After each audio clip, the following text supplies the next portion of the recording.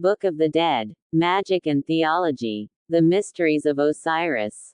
The Mysteries of Osiris. Part 1. The Mysteries of Osiris ritually reenacted and reactivated the salient episodes of the Osiris myth, realizing and perpetuating the ultimate prevalence of good over evil, of life over death.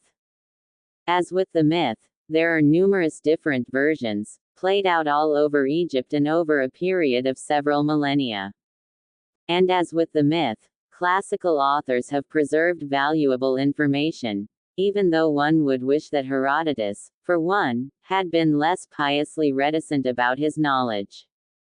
Referring to the nocturnal performance of the god's sufferings, which the Egyptians call the mystery rites, on the sacred lake at Say, the historian, who had traveled Egypt in the 5th century BC, added, "Although I am familiar with the details of this performance and how each part of it goes, I will keep silence." Even though many of these mysteries were to be kept secret, not to be witnessed by anyone uninitiated, we are quite well informed by native sources as well. In a number of temples the rooms dedicated to the Osirian rites have been preserved, and of these some are furnished with a wealth of ritual scenes and texts.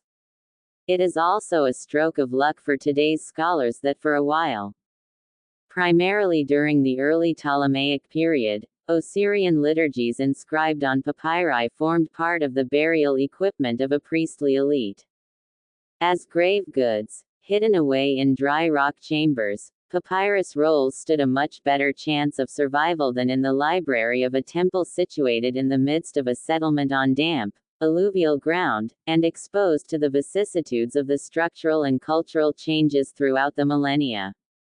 The most eminent and best known of the Osiris mysteries, the Khoiak festival, Egyptian Ka, of obscure meaning, was celebrated all over Egypt during the 4th month of the year, which was named after it.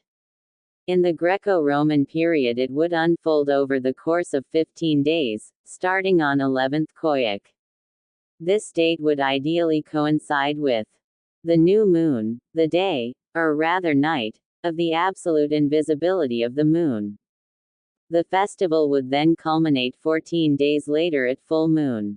Synchronized to the waxing moon, Osiris would correspondingly heal and be rendered complete. The Khoiak festival is remarkably well known, not primarily because it was the most important Osiris festival, but due to an extensive wall inscription in the sanctuary of Osiris on top of the Hathor temple at Dendera. This Khoiak text, running to 159 lines, is made up of 7 manuals concerning the manufacturing and treatment of the Osiris figures and their rites, specifying countless local variations. What this extremely valuable source lacks is information on the recitations accompanying all those rites. It is solely concerned with the practical side of the proceedings. Curiously, too, there is not a single reference to the name of the festival in the Khoiak text. In the majority of such manuals, as in the ritual texts themselves, only specific calendar dates appear. Month 4 of the Akhet season, day 25, for instance, meaning 25 Khoiak.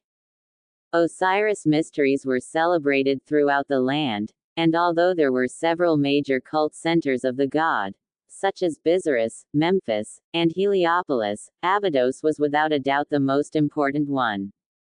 The specifically Abydine manifestation of Osiris, Osiris Kentimenti, foremost of the Westerners, equals the dead, was the default recipient of most rituals, and the wider area around the Osiris temple had become informed by its mythical implications and the desire of the people to be close to the deity who represented their hopes of an afterlife. The cult of Osiris at Abydos was inextricably linked to the royal funerary landscape of the place. Long before Osiris was introduced there, the burial ground of the kings of the 1st and 2nd dynasties had been created at el-Kab, a low desert hill.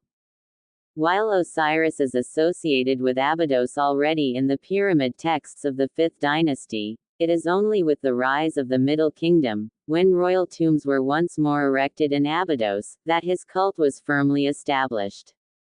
The Osiris temple complex at the very edge of the alluvial plain was situated adjacent to the royal mortuary enclosures with their huge brick walls.